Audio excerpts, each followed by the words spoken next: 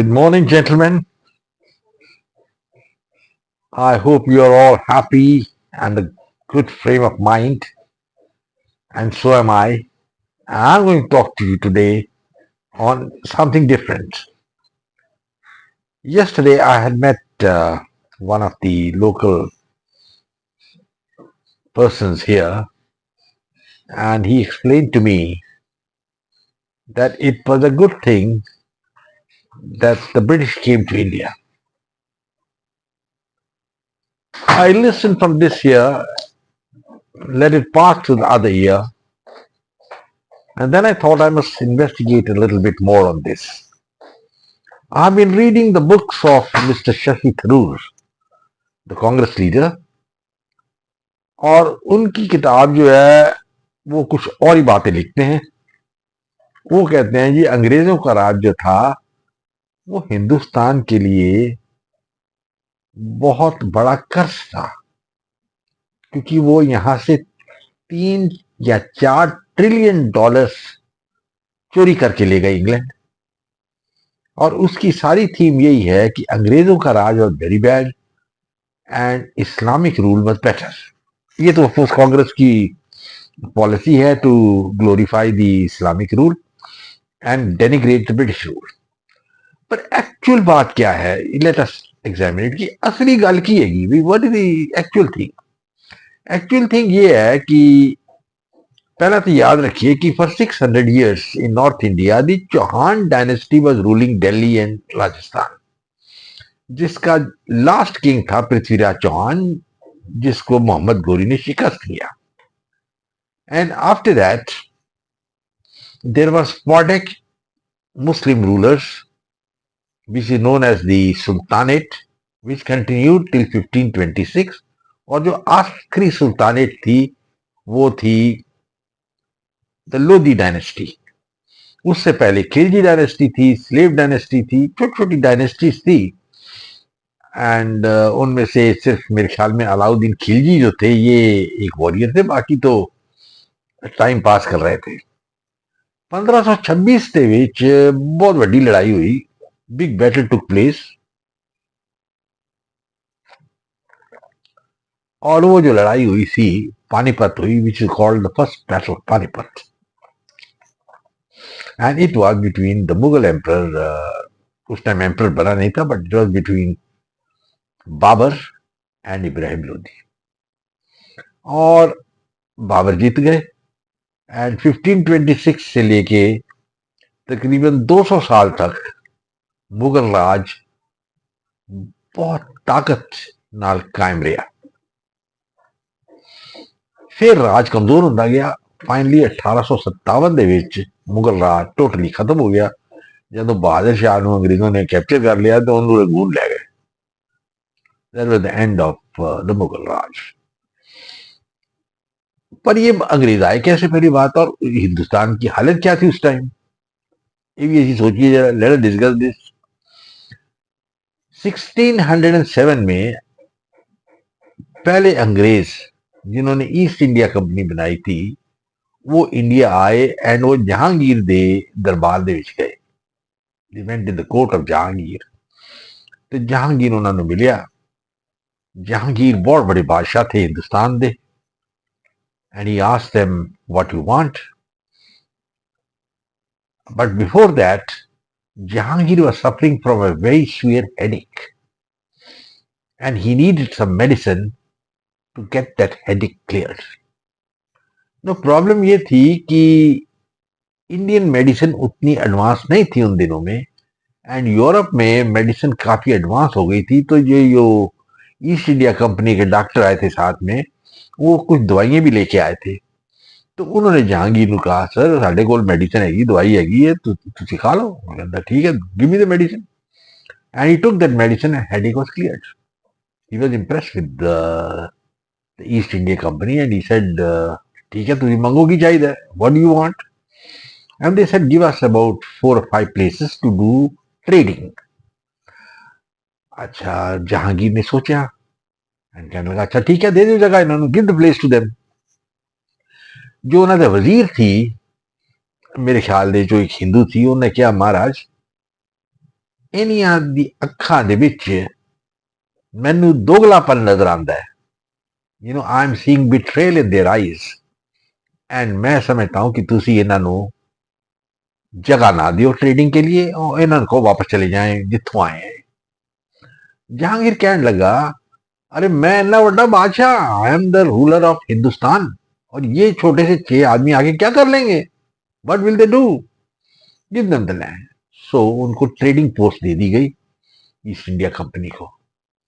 इससे पहले you must remember that the western powers, Spain and France and England, were very keen for a sea route to India because they had to come to India through the Muslim empire, that is the Ottoman Empire, which was trading with India and making a profit out of all the goods.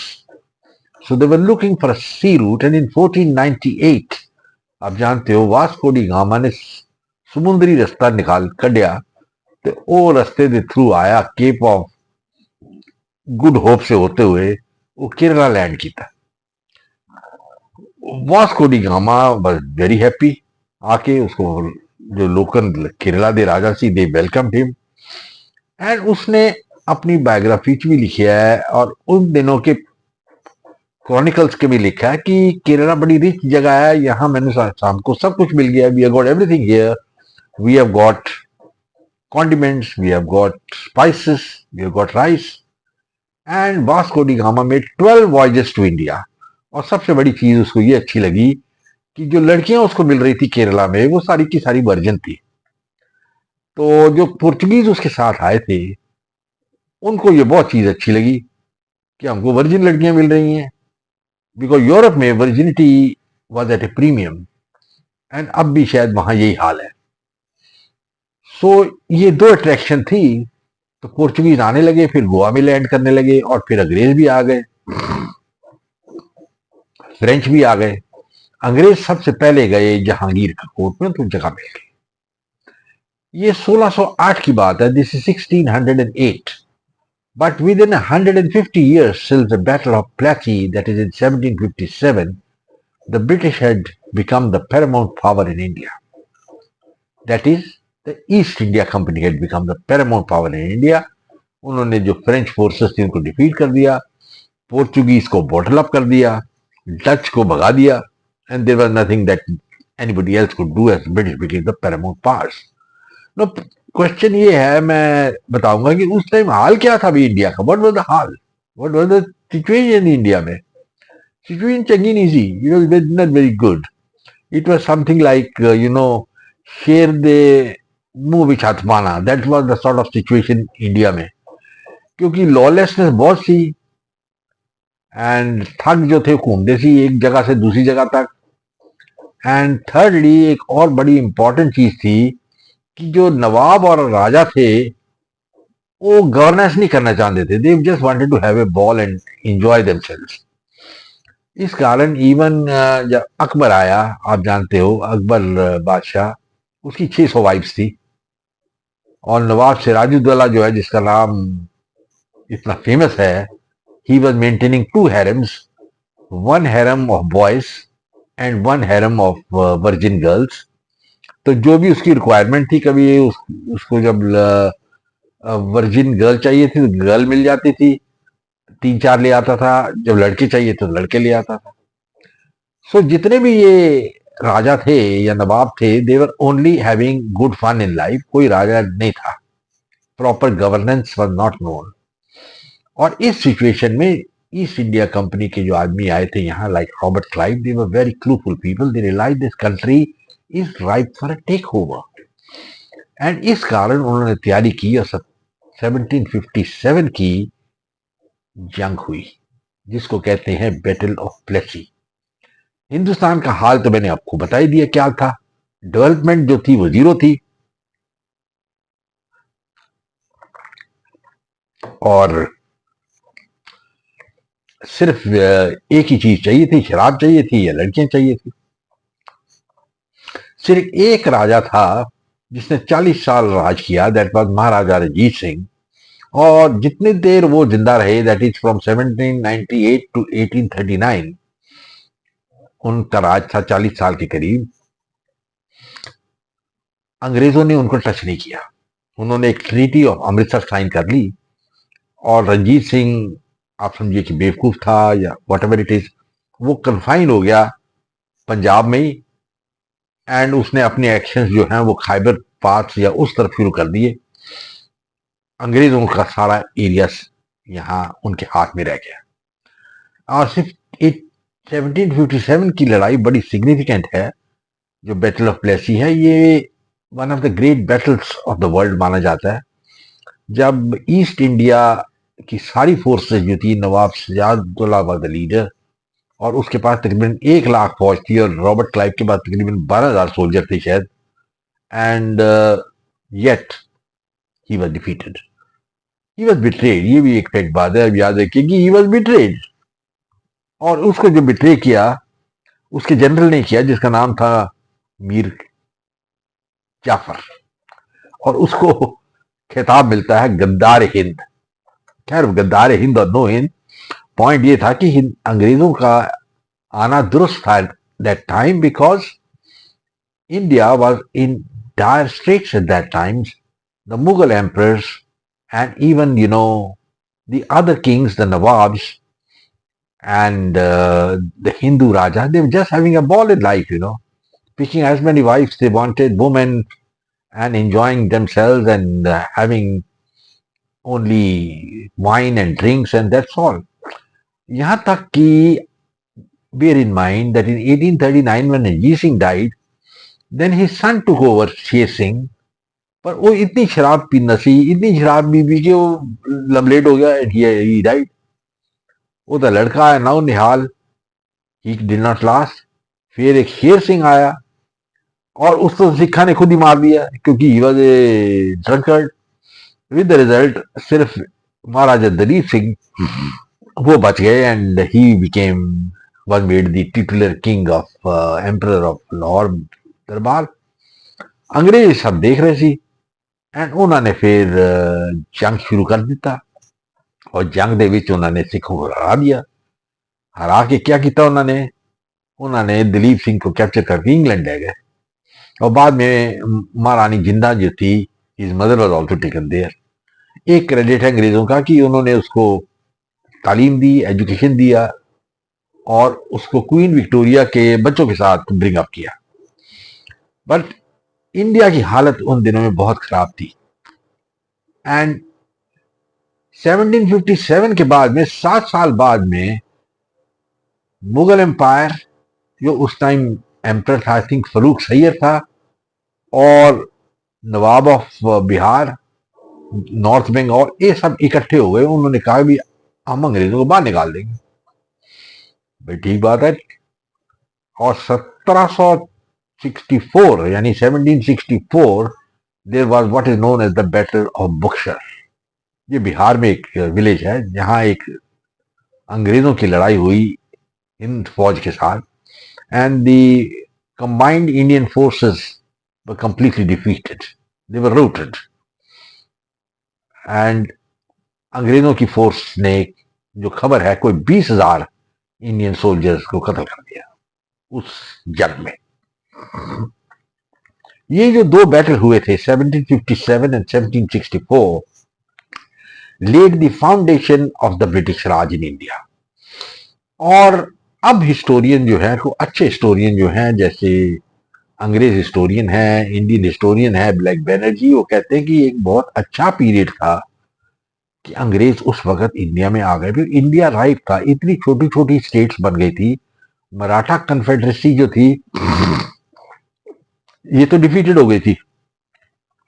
1761 की लड़ाई में जो तीसरा battle Panipat का हुआ था, उस battle ਦੇ ਇਹਨਾਂ ਨੂੰ मुक्की खानी पई, एंड अहमद शाह अब्दाली को हार गए, दे लॉस्ट। और खबर यह है कि 1 लाख मराठा उस दिन मर गए। तो ये सारे पावर जो थे Maratha were truncated power, and all these people were finished, and अंग्रेज पावर थे। और बाद में उन्होंने, अंग्रेजों ने टीपू सुल्तान को भी खत्म किया था, निजाम और हैदराबाद ने भी खत्म करता, वो ने भी हाथ जोड़ ले, and then the Sikhs also were defeated. And Punjab को एनेक्स कर लिया, एंड विद द रिजल्ट कि within 150 to 160 years and towards the end of 1849 the entire India was under the control of the British Empire, East India Company. No ये एक बड़ी हैरानी की बात है कि this such a thing has should have happened in India. बहुत से लोग कहते हैं जी India was a land of milk and honey. जरूर मिल्क ऑफ हनी तो थी, तभी तो अंग्रेज आए यहाँ, पोर्चुगीज आए, फ्रेंच आए. Why they came? बिकॉज यहाँ कॉन्डिमेंट्स थी, स्पाइसेस थे. और इनिशियली जब ये आए यहाँ, they also like the Indian women very much. Indian girls बहुत पसंद थी, पर्टिकुलरली पोर्चुगीज को. और पोर्चुगीज ने गोवा में अपना इशू बनाया, तो उन्होंने जितने भी गोवन थे उन दिनों में उनको Portuguese citizenship they the. They called them greater Portugal, and they allowed intermarriage between the Portuguese and the Goanese. And Vasco da gamma को तो खैर केरला की लड़कियां पसंद ही थी, there is no doubt about it. And so this thing continued. और India में एक और बड़ी प्रॉब्लम थी, जो इस्लामिक रूलर थे यहाँ वो ऐश ही करते थे, कोई काम नहीं करते थे. They didn't want to do any work also probably. And the Hindu rulers say they were just ruling and for the name of it. And जहाँ कॉमन मैन था he was very badly of. पैसा बहुत था India में, but common man जो था he was very badly of, because ये caste system बहुत रिजिड था. एंड हिंदुज्म में बहुत सारी इल्स थी, जैसे सती थी, चाइल्ड मैरिज थी, एंड विडोज को बहुत हालत खराब होती थी हिंदूज में. So with the result widows जो थी वो कई सुसाइड कर लेती थी, इतना तंग करते थे. तो ऐसे हालात में मेरे राय में अंग्रेजों का आना हिंदुस्तान में बहुत दुरुस्त था. और वो एक कहते हैं कि ये अकाल का ये हुक्म था कि अंग्रेज राज हिंदुस्तान पे आएगा. बिकॉज जब अनार्की हो जाती है in any society, then God restores order. And there was anarchy Indian society at that time during the 18th century, and that is the time the British came to India. I think it was a godsend of gift to the Indian people. It was something like, when the second battle of Panipat was taking place in 1556 between Akbar and Samrat Hemchand Thekuram Vikramaditya, Samrat Hemchand was winning. उसने 12 charge किए and Mughal army was defeated and Akbar and Bayram Khan were planning to run away to Kabul. पर एक act of Providence हुआ उस वक्त, क्योंकि मुसलमान rule आना था इंडिया में. हेमचंद जो थे लड़ते लड़ते हाथी के ऊपर, उनकी आंख में एक तीर लग गया. He became blind, fell from the elephant. He was captured by the Mughal army, and the Hindu army was completely demoralized when they saw their leader fall like that, and they began to run away, and Hemchand was executed, and Akbar and Bayram Khan carried the day. That's exactly what happened. An act of providence took place. Similarly, I will say it was an act of providence that the British came to India at that time when India was in a state of anarchy. I wish somebody could give me some more information on this aspect, because I've studied the entire period in great detail. There were so many small kingdoms, and if you go through the lives of those Rajas, barring one or two like Baroda, the others were just interested in collecting women, that's all. Now look at the Maharaja of Patiala. He was the leader of the Sikhs, Maharaja Bhupinder Singh, and he had over 100 wives. He had 80 children. What the hell was he doing with all of them? I don't know. I mean, his only aim was just to keep on catching some virgins and having orgies. And that was not confined to Maharaja Patiala. It was all over. And there were ills in society like Sati, as I've told you, and all these were eradicated by the British. Of course, there were Indians who helped them, like Raja Ram Mohan Rai. All credit to him. But अंग्रेजों का राज जो आया बहुत अच्छा आया, दुरुस्त आया. और 1857 में जो गदर हुआ, उसके बारे में मैं बता देता हूं कि that was just a small mutiny. बहुत से लोग मैंने पढ़ते हैं कि ये तब बड़ा रिवोल्ट था, ये था, वो था। This was a revolt confined to a few places in North India, and it was a sepoy mutiny. Masses of people were not involved. South India was not involved, and the Sikhs sided with the British. They helped the British capture the Red Fort. And Bahadur Shah himself was captured, his son shot dead, and he was taken to Rangoon. Well, gentlemen, it's all history. We can have a discussion because there are two sides to a coin. I'm giving one side of a coin. The British came here not with any philanthropic motive. They didn't come with that. They came with an idea to make money. They wanted to get rich. But in the bargain, they gave something to India, and that is, they gave India nationhood. But they did not give India sovereignty. Gentlemen, I hope you like this video. It's a new type of video which I'm making. I expect you to share it with your friends, subscribe to my channel, and come back for more. Goodbye and God bless. Jai Hind. Take care till we meet again.